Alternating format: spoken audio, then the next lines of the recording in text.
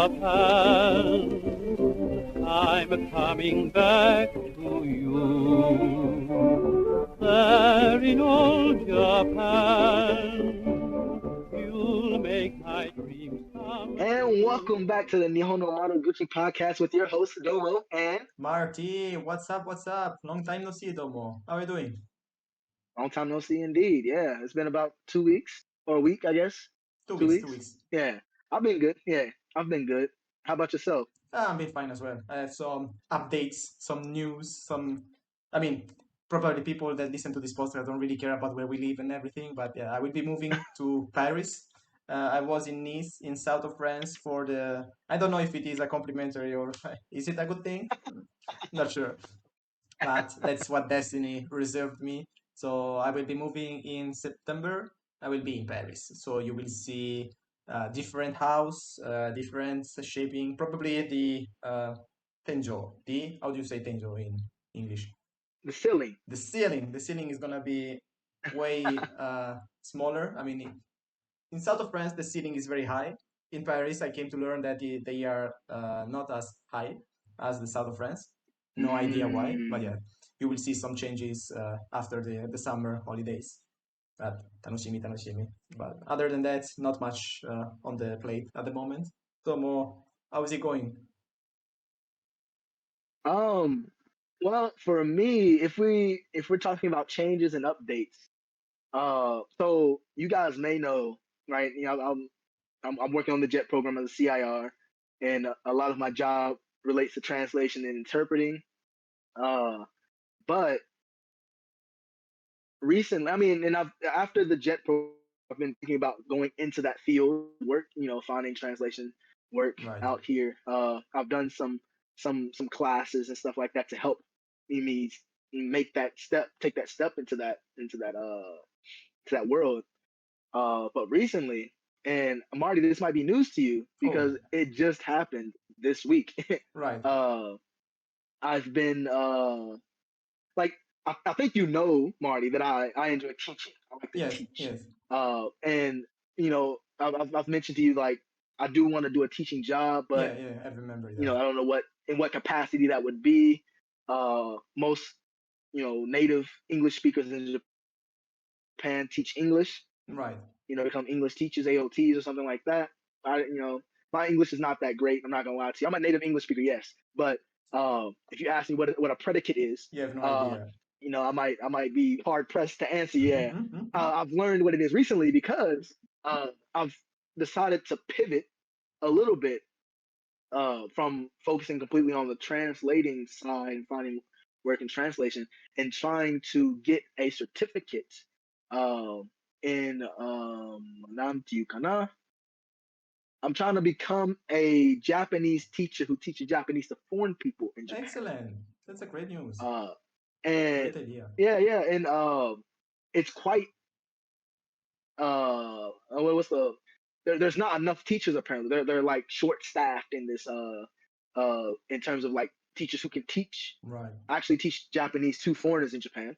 Uh, and so as a foreigner myself, and as I know the struggle of learning Japanese, um, I thought I could, you know, hop into that role and possibly, do a good job at it.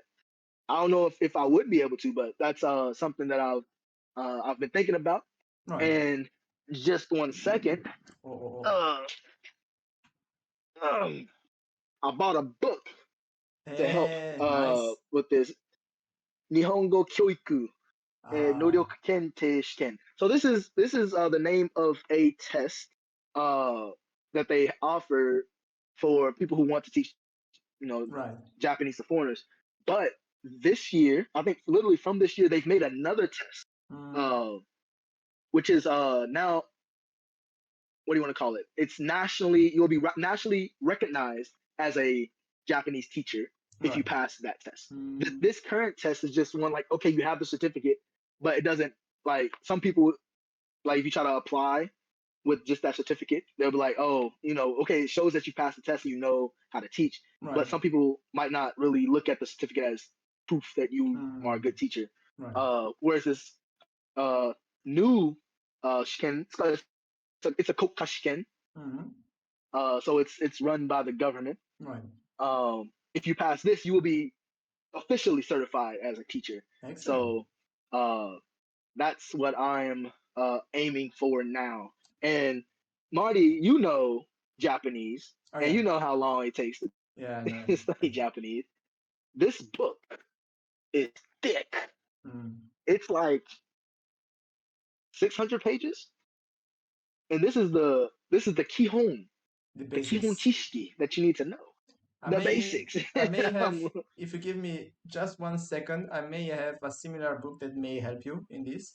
I will be Oh, back just in 1 second. Yeah, just give me 1 second. I have the book just over there. Just need to take it. You can show me. entertain the crowd while Show I come back, but I will not hear what you say. All right, I will bore them with some Nihongo. So, you guys, I don't know how many of you guys are you're actually studying Japanese while watching the podcast. You might just be interested in the culture, and he's back quickly. So Was a I very didn't expect you to come back so quickly. I thought it was just nearby. It was I a very was short. I, I hope I I was don't I was interrupt. opening up. No, I was like, that's okay. It's okay. Show us the book. So it's this one here. It's Nihongo Bunpo Oh, Handbook. And I don't know if you can oh, read here is the Shokyu o shieru tame no handbook. And I mean, this is Shokyu, eh, but you also have, do they say Kokyu? Like, I think this one is only the basics. And then you have also the second volume, which is for the middle to high level proficiency. yeah. Uh, these are two books, awasete, so combined they're, yes, about the same 300, I mean, maybe 800 pages. And Ooh, this is specifically taught for only grammar. Of course, it's not how you teach the whole mm, Japanese, so they don't teach you, they don't explain to you teaching methods or what you should do, but it's only for grammar. So they break down grammar, Japanese grammar, in a comprehensive manner so that you can then explain it to mm, your pupils. And yeah. they explain it very well. As you can see, I have not advanced very much, but I remember consulting. There was one chapter regarding the ga and wa, so the Mm. how you call them in English, like the subjectifiers, I guess. What is the subject of So yeah, we call wa the topic particle and ga the subject particle. right? And so they explain to you what is the difference between wa and ga, and that was very interesting. I mean, Hmm. it was very easy to understand. So if you have some spare bucks, because they are not cheap, they come in at actually they're pretty cheap now that I think Yeah. about it. It's only 2,000 yen. Sorry, I thought it was more Yeah. expensive. This book was yeah. This book here is 3,000 yen. Right. So But that uh, one seems more complete, it's like they explain to you also how to teach, right? yeah. It's a book.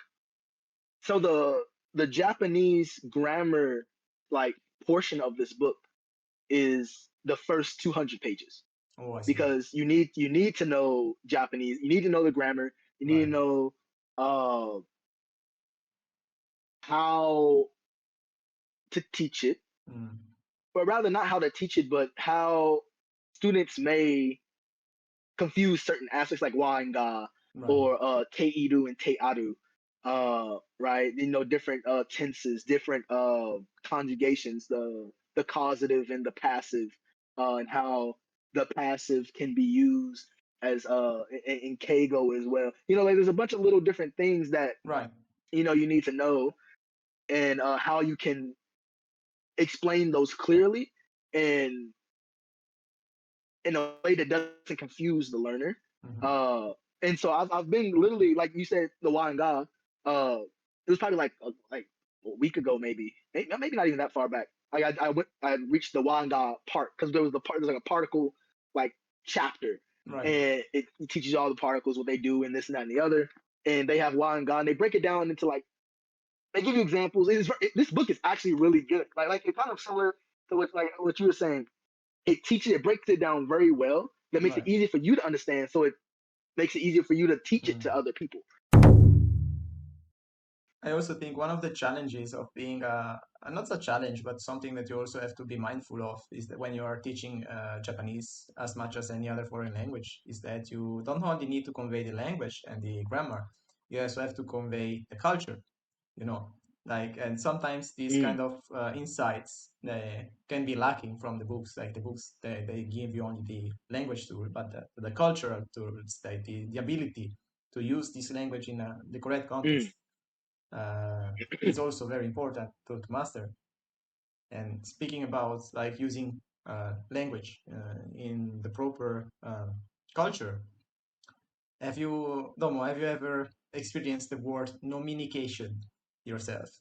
Yes, sir. Nominication is a word I encountered actually back in the JTW days, I believe, if I'm not Oh, mistaken. really? Uh, it's I believe so. I believe it was like a new thing at the time. At least the word itself Right, was. And it was, I was unclear as to what it meant originally, right, um, and until it was explained to me. But it's just a for you viewers who know Japanese. To drink is nomu, and the verb stem of that is no mi, right? And you put the mas on it, you conjugate that mu and mi, so that no mi gets put together with the katakana word communication, and it's because in communication you already got like a mu, and you already got a me in there, a mu. They put a no communication, boom, together, and voila, you got no communication. Now, Marty, I know that you're also aware of the word, oh yes, I do. but would you care to tell us exactly what no communication is? Well, now it seems like it's also becoming a sort of a meme within the Japanese society, but originally it was designing the fact of being able to speak during, let's say, you have a business meeting or something that is related to the work. So it is a word that is often related to work, and it basically means that once you have done the business work, once you have finished your work, you go drink, have a drink with your colleagues or with your customers or whatever work related, and then you can have a sort of more casual exchange and casual discussion while drinking, and that is why they join together this. But it's also a reference to the other concept, the Japanese concept of nomikai, which is, if you want to translate it literally, means a gathering for drinking alcohol, but more casually, it means simply grabbing a beer after work with your colleagues. That's quite related to this culture that at least used to be very radicated into the Japanese society, especially into the society of uh, salaryman, so the business worker, like the office workers, and to a certain extent into like the more standardized or structured social gatherings. So there was a lot of nomikai, for example, related to events like weddings or religious things. That Mm. every time there is a social gathering, there is a chance of having a nomikai just after that. But yeah, nomikai in Japan can be pretty challenging. Have you ever had any experience with nomikai yourself, Tomo? Yes, actually, plenty of nomikai, and because I'm currently working at the city hall, we tend to have nomikai typically after an event, like a large event where we all had to work. Right. We'll have like a otsukare sama kai, right? A Mm, good work, kind of like a little a little party, not really a party, like a get together, right. where we're just like letting off steam, we after a hard day's work, right? And so we have those, and we have welcome slash farewell parties or drinking, gatherings where every fiscal year they have this thing called Edo where they shuffle all of the different employees, the different departments and stuff like that. I don't Right. think we have an equivalent to that in America or anywhere in the West. I Maybe. don't think so. No. But it's every end of March, beginning of April. Everyone, not everyone, but they shuffle a few people around, right? And you don't know, they don't tell you until like a week before April. So you only have like a week to get everything situated, finish up any remaining work that you have, and then teach the next person what they have to do when they come. Right? It gets quite hectic. And then once everything is finished, once everything's decided, we'll have like a farewell party for the people who are leaving and a welcome party for those who are coming in. Right. And those are usually nomikai, right? Those are we're all drinking and eating and having good fun. And they also usually lead to nijikai. I guess you call it the after party, but it's like the second spot, right? You go to the Right. first spot, eat, drink, and then you go to the second spot to drink some more. Kind of not really bar hopping because the first place isn't necessarily he's a or something, Right. but the second place can be a bar, second place can be a karaoke, can be a snack bar. In Reshino, we don't have karaoke; we only have snack bars. Right. So usually our second places are snack bars. Our second spot. So yeah, I've had my fair share of nomikai, but I don't drink much. Right. Especially compared to a lot of Japanese people, they go hard, they go crazy over here in Japan. Like they drinking, They do. and I whenever we have our nomikas, I'll drink like a beer or two, like a pint or two of beer, Right. and then I switch to umeshu. Umeshu is plum wine. Fantastic. Because I like the sweet stuff. I don't like the bitter. Even the beer it's okay. Japanese beer much better than American beer in my opinion. Right. But it's still nigai, right? It's bitter. That has a little bitterness to it. Everyone starts off with a nama or something. So I follow suit and I'll drink a nama. I might drink two nama, Well, and there then is after that, I've drunk my obligatory namas, my draft beers. Then I go to the umeshu. That's called the Torieizu beer, right? Toriai, yeah, exactly.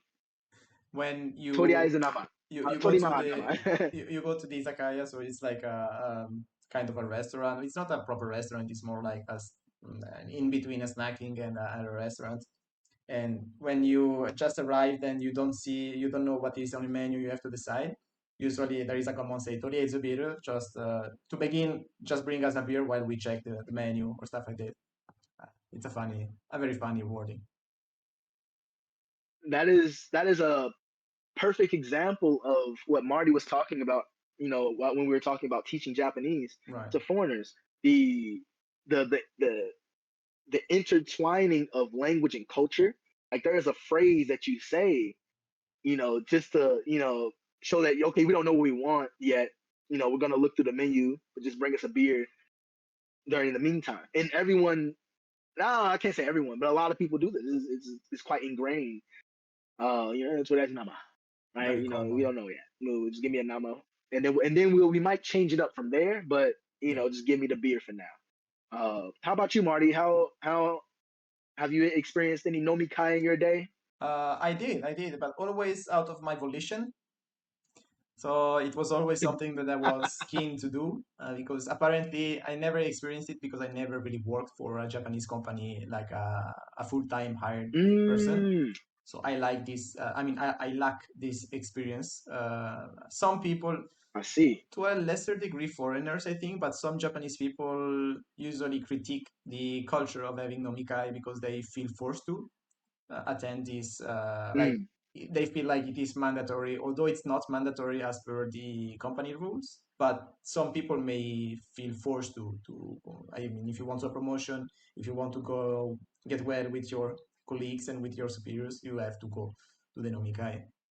So I suppose that when you're mm. forced to do a nomikai every day or once a week, that could be have a toll on you and your expenses and on your private life as well, especially if you're married.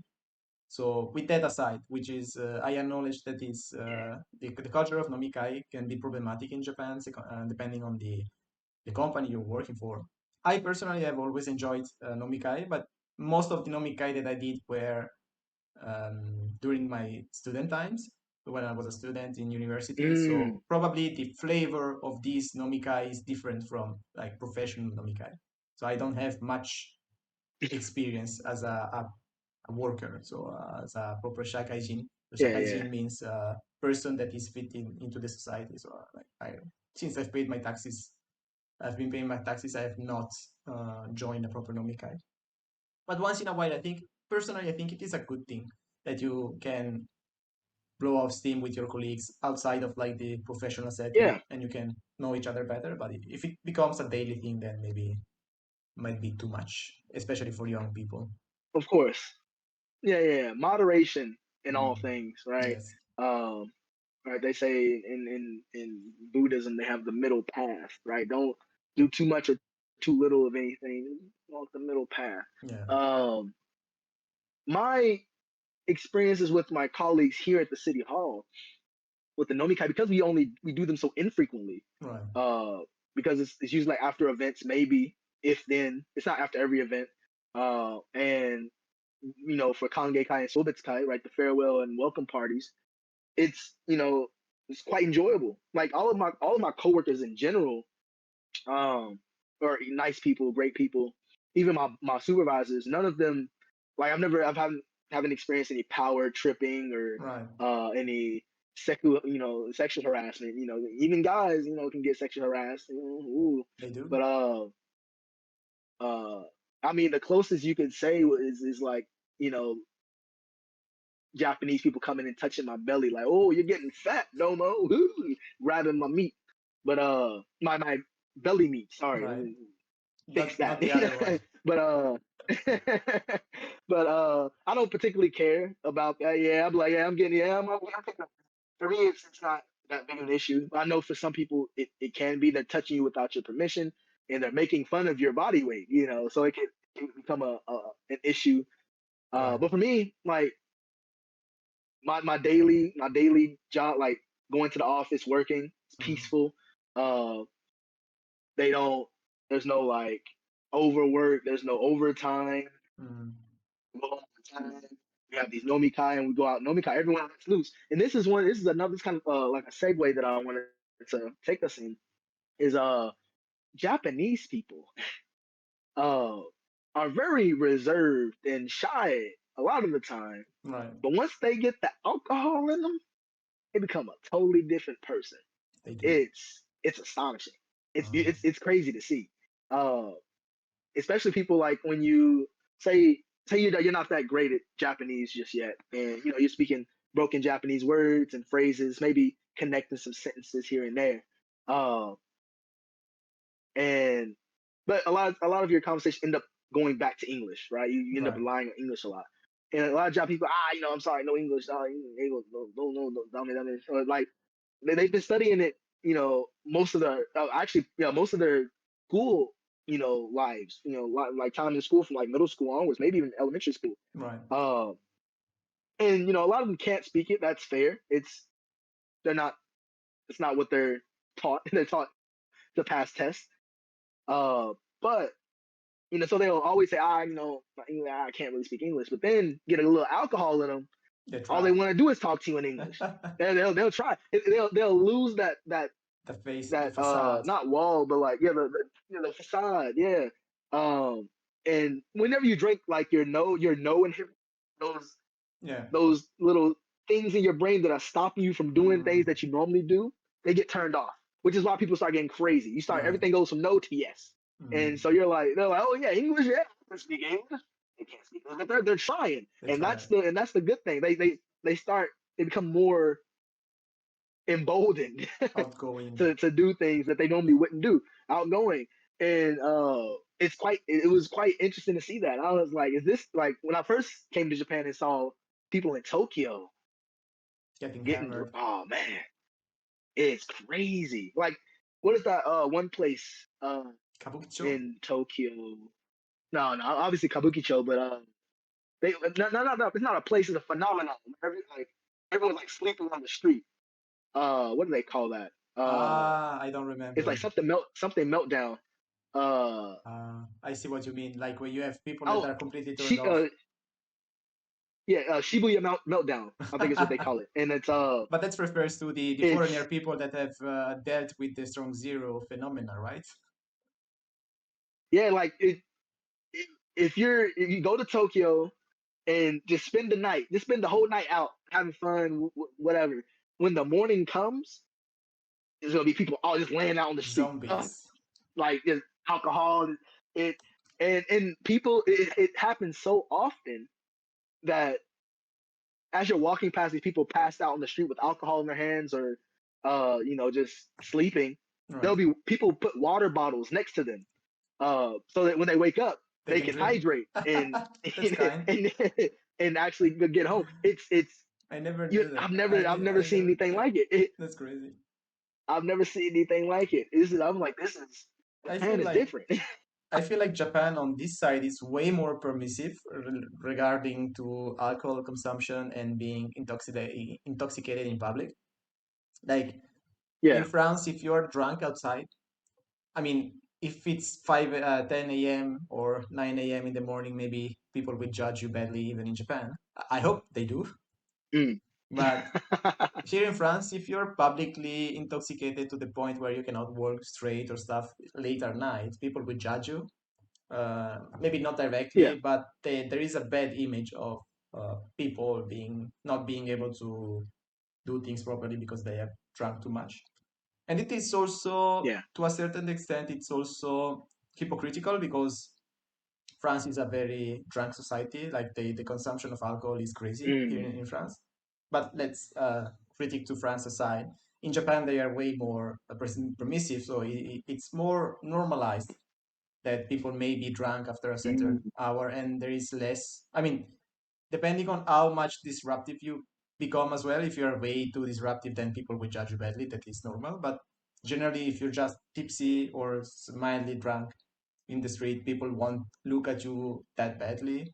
It is more accepted, I feel. So that's impressive. The first time I came to Japan, I was quite No. impressed by the Yeah. permissivity of the general permissivity of this society. That's actually interesting. I've never actually thought about that because drinking in public, like out on the street and stuff like that, is illegal in the Yes, States. You can't just be out drinking even in like Japan to a on the certain street. extent. So if you're gonna drink, it's gonna be yeah, you have to be on your own property in your own house, something like that, or in an establishment. Uh, they don't really see too many just drunks out and about, and it might depend on where you are in the States. At least where I was at, I didn't really see too much of that. You obviously always had homeless people who were laying out in the street, Right. maybe drunk, but that's kind of like an outlier. But no, yeah, Japan is very permissive, and I was watching this television show here in Japan. They were talking about the different. I forget what it was. It was in Kyushu. It was somewhere in Kyushu, maybe in Fukuoka somewhere. And it's what I'm thinking. But there's like a specific area. There's a bunch of different bars and stuff lined Right. up. It's not Nakasu. I gotta figure out where it was. I'm gonna look it up and find it. But there's an area where people drink from say it's like Saturday night. They drink from Saturday night to Monday morning. Right. It's So they nuts. drink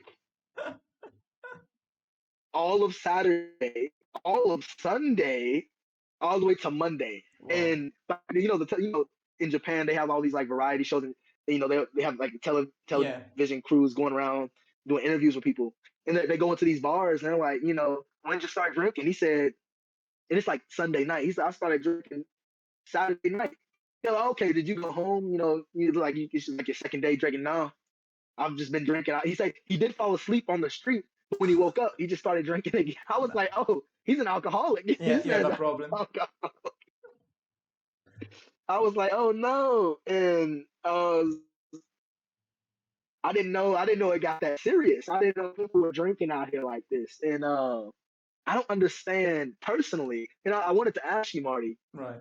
uh, have you ever gotten so drunk to the point where you were, wobbling, or you couldn't you couldn't control your actions, or you maybe didn't remember what you did the previous day.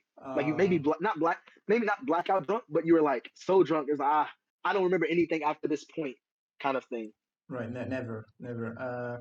I always want to. I mean, there is two reasons to this. The first is that I always want to be at least in have my function and being aware of what Yeah, I'm yeah. doing. So I never drank to the point where I pass out or I don't remember, I black out. So that never happened.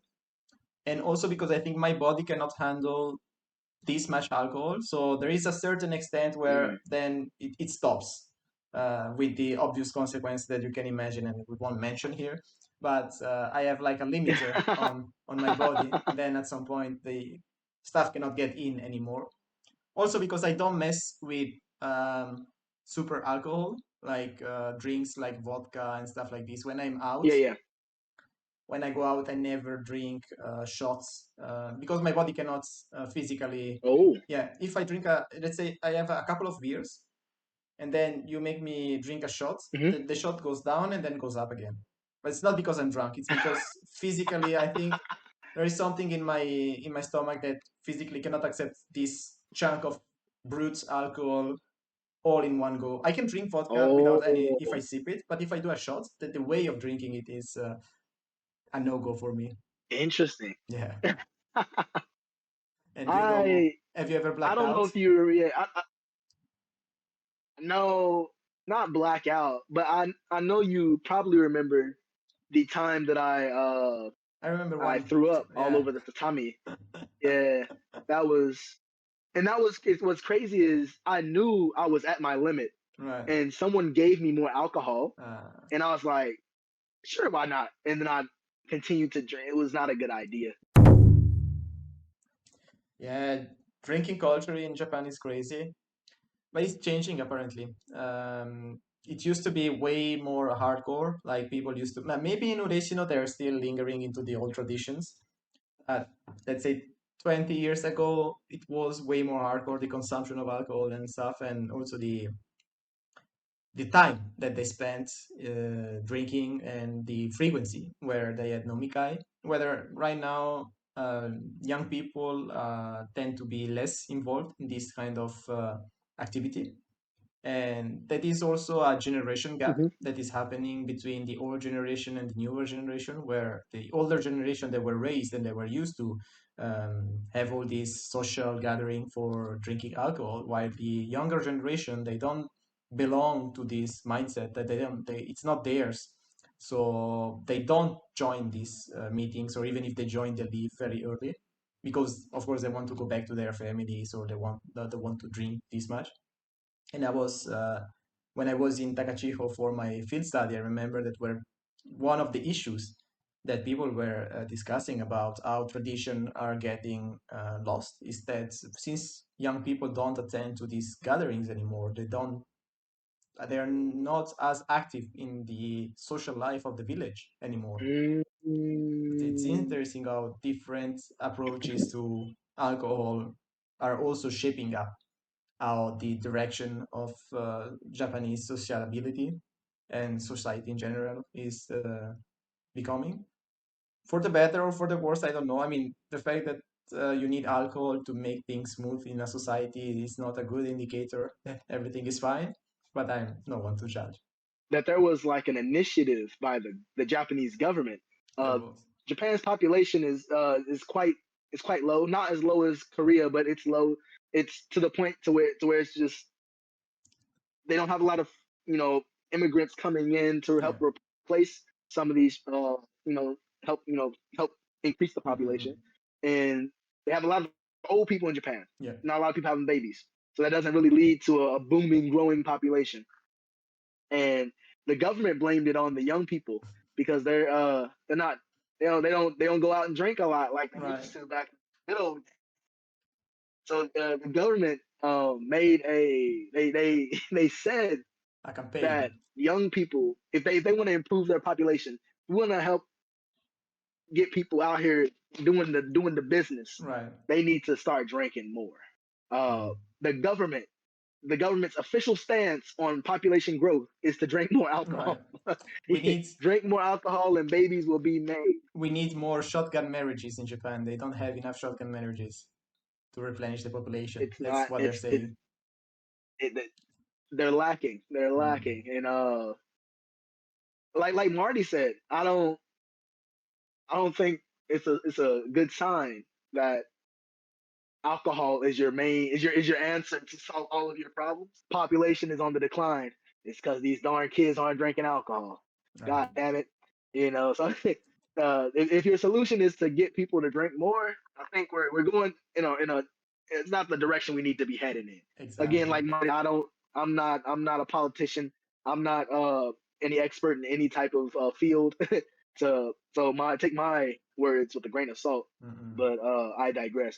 So yeah, I think today we covered a lot of good information Right. I think so too. regarding Japanese as a language, and talking about teaching Japanese to foreigners and whatnot, but also covering drinking culture in Japan, what that Yeah. looks like, some terms related to it, aka nominication, and right, kind of the nomikai culture, Yeah. what to expect a little bit. Mm-mm. It's nothing super crazy, especially if you're a student and you're drinking.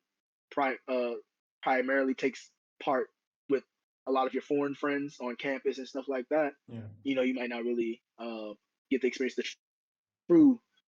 I don't even call it true or not, but like the professional, as Marty called it, the professional nomikai, where you're in a work setting and you're going with your Mm. colleagues. But I'll add this as something as some advice As a as send at off. the end. If you don't if you don't drink alcohol and you want to come to Japan, it's okay. You Oolong won't cha is your you friend. won't be forced to drink. I promise you. we don't you will not be forced to drink now. I don't know about 20, 30 years ago, but now there are plenty of Japanese people who don't drink, Yeah. even when they go to these nomikai. Um, and everyone can have their own reasons where they just don't like alcohol or they drove. They obviously can't drink, yada yada. Uh, so don't worry. Like Japan's drinking culture can be intense. It can be. You can see some things. Can be hardcore, yes. Especially if you're in Tokyo, it gets crazy in Tokyo. Mm-mm. It can be a little overwhelming. People, yeah, drink, drink, drink. Might get a little pressure, but you don't worry about it. You're good. Don't feel pressured to think you have to drink. And you can come over with the what do you want to call it? With a calmed sense of mind that you'll be able to have fun in Japan without alcohol. Most There's plenty definitely, of yes. things you can, plenty of ways you have fun and not drink in Japan. That's also the good thing And is I that digress. no. It's a good point is that even if you join a nomikai, you're not forced to drink alcohol. You can have soft drinks and nobody will judge you, which is quite different from I don't know America, but from the West, for example, the Europe. When you join similar gathering, you may feel more compelled to drink alcohol. In Japan, also because there are some people that cannot drink, period, so they get drunk immediately, so they don't force you as much. I would say, I mean, I never saw an instance where they force you to drink alcohol. Maybe in the past it was true, but now they don't. Typically, they don't force you. That's my experience, at least. My final words. My experience with coming to Japan, not having drunk, and then because my first drink as an adult was in Japan. It was because of a supervisor. The supervisor, he did quote unquote push me to drink, Right, but it wasn't like I couldn't say no. If I really didn't want to, I could have said no and he would have said okay. right, But the reason the reason he pushed for me to drink was because I told him I didn't drink. And he was like, "Okay, have you drunk before?" I was like, "I mean, yes, I have." He's like, "Have you had Japanese beer?" I was like, "No, I haven't." He's like, "Well, you got to try Japanese beer." I think it was because I've drunk before. It wasn't like I don't drink at all. right. I just don't like the taste. Right? That was the whole thing. He was like, "Japanese beer is delicious. You should try it." Mm-hmm. And at that point in my life, I was, especially when I first got to Japan, I was at the point where I wanted to try everything at least once. Right. Especially in Japan, because back home, especially when it comes to food and stuff. My diet was not very diverse. So I was like, I'm gonna come here. I'm gonna try octopus. I'm gonna try natto. I'm gonna try all the exotic foods, the crazy foods they eat over in Right. Japan. And that included beer, right? And so I was like, okay, if he said he was gonna pay for it, so I'm like, all right. If you're gonna pay for it, Itadakimasu. I'll indulge you, and I'll try one. It was nasty. It wasn't great. It wasn't good, but I tried it, and it was okay. It was great. It was okay. And I realized why at that point why people drink. I got drunk off of one beer. Well, not Right. drunk, tipsy. And I was like, this is why people drink. They want to feel this feeling, The kick. not because it's good. Yeah, and so if you're willing to drink, you don't drink, but you're willing to drink. You can try it out if you like. But if you're not, like, you strictly no alcohol, I don't drink it, religious reasons, no one's gonna. If you say no, I don't drink, I won't drink, and you're like, all right, cool, sounds good. Yeah. But if you're open to it, Yeah. it's there. I would say that was an excellent concluded words. So we don't have anything else but bid the farewell to all our listeners. And as always, good morning, good day, and goodbye. Soigi. Soigi, we use it also for the English one, right? Soigi.